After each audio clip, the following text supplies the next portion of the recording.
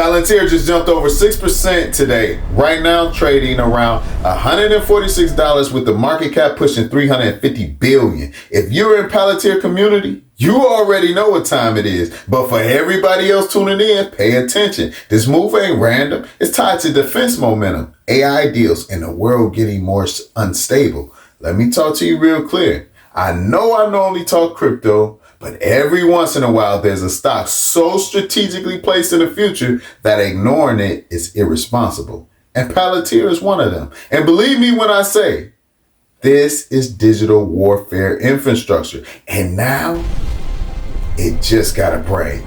Most people don't understand this company. They think Palantir is spying. No. Palantir is the system that connects everything that already exists if authorized. FBI data, CIA data, military logistics, satellite feeds, supply chain systems, financial intelligence, cyber signals. Before Palantir, all of that sits in different silos, different rooms, different formats, different security levels. Humans have to manually connect the dots. But after Palantir, one operational picture, one interface, layers on top of layers, people, location, money, signals, events, connected. That's called data fusion. And when you control data fusion inside defense infrastructure, you become extremely hard to replace. That's sticky contracts, sticky revenue, sticky power. This company got its start in 2003, right after 911 shook everything.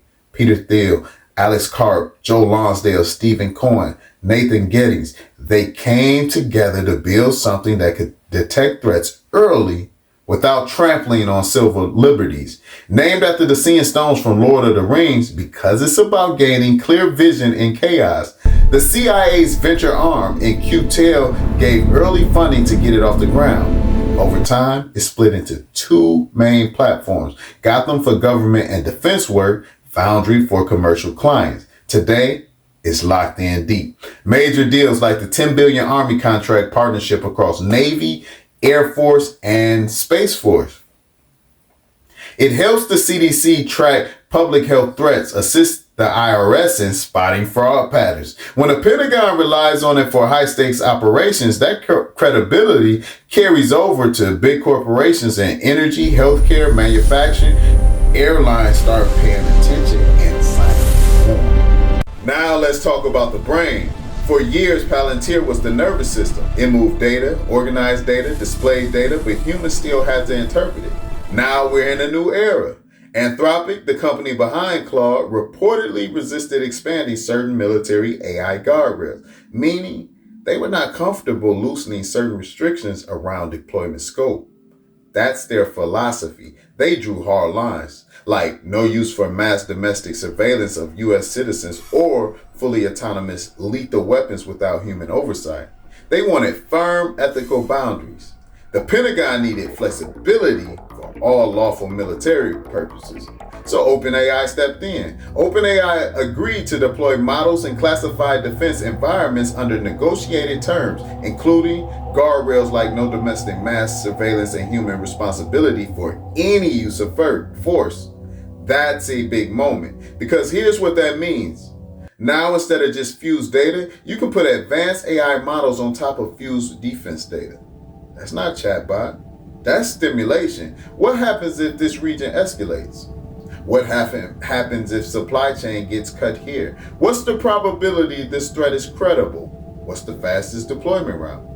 AI can run thousands of scenarios in seconds. Palantir provides the structured battlefield. OpenAI provides advanced model reasoning. The Pentagon gets accelerated decision cycle, and that's the brain layer.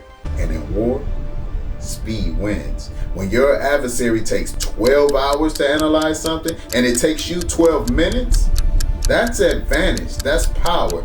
That's where the money flows. Palantir's AIP, its artificial intelligence platform, makes integrating these models straightforward and secure. Recent developments show the Pentagon leaning harder into these capabilities amid global tensions. With Palantir fused data serving as the foundation, even as Anthropic faced pushback and potential restrictions from the government, Palantir position as the core data layer keeps it central. Its integrations make any compatible AI more effective in classified environments. Now let's talk numbers. Palantir went public in 2020 around $10. It ran above $40, collapsed under $7 during tightening, came back strong with AI momentum. All-time highs hit $207 in November 2025. As of right now, early March 2026, it's trading around $146, up significantly today on defense sector moves and broader market strength, with market cap pushing toward $350 billion. Why? Because once Wall Street understood that Palantir wasn't just analytics, it was positioning itself as the operating system for the AI era. Governments do not casually rip out core defense software. Once embedded, expansion happens. Bigger contracts, more integration, more agencies, more departments. Then commercial companies follow. Energy, healthcare, manufacturing, airlines. If the Pentagon trusts it for mission critical work, Fortune 500 CEOs take notice.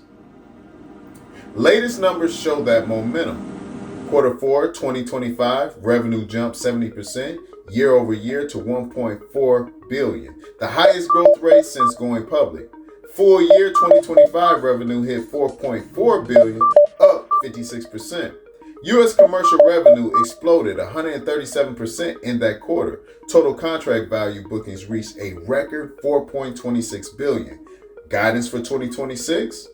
Revenue projected around $7.19 billion midpoint, up 61% year over year, with U.S. commercial expected to grow at least 115%. Analysts are raising targets, median around 196 short term, some calling for 205, 255 based on accelerating AI adoption. I think it could easily scale up to 350 if this war keeps going on. Now let's project a little bit. If AI becomes national infrastructure, if defense budgets continue rising, if global instability increases, if predictive modeling becomes standard inside government, Palantir becomes foundational. Foundational companies don't trade like apps, they trade like infrastructure. Could this be an $800 to $900 stock in 10 years? If revenue compounds at 30% plus, margins expand to mid-50s, and AI integration becomes standard across federal and enterprise layers, I don't see why not. Could it be higher? If Palantir becomes the default AI operating layer for Western defense systems, man, this could possibly reach 250 plus by 2035, with market cap in a trillion range in optimistic scenarios. Long-term analyst viewpoints to substantial upside if growth sustains and multiple hold as the company matures into a high-margin powerhouse. Y'all know me, family. I don't bring stocks lightly, but when I see AI going military, defense modernization accelerating, government contracts expanding, sticky embedded software, high switching costs, I pay attention. Palantir is sitting in the center of AI plus defense and infrastructure. That is not random alignment. That is strategic positioning. So here's my final conviction. And it's not financial advice. This is awareness. The world is moving towards more AI, more predictive analytics, more digital warfare, more automated logistics, more decision acceleration. And Palantir is not a side player in that. It's a core layer. And core layers over long periods of time reward patience. If you're building a portfolio for the next decade, you at least need to understand why this company keeps showing up at the center of every serious AI and defense conversation. So look, if you've been watching Palantir, you already feel the momentum. The pullback gave us a window. And right now, we're sitting at levels where the risk reward is looking delicious. Defense budgets aren't shrinking, AI isn't slowing down, and Palantir contracts are only getting stickier and bigger. This thing is built to compound for years, not flipping months. If you are serious, Palantir deserves a serious look in your portfolio. Do your own homework, size it right, and hold through the noise and nonsense. The patient ones eat. Appreciate y'all for rocking with me on this one. If it hit, smash that like button so more people see it. Subscribe if you want the next one straight to you. No filter. And feel free to drop a message or comment. Tell me where you are with Palantir, what price you're watching, or what other stocks or crypto you are buying. I read everything. We are early,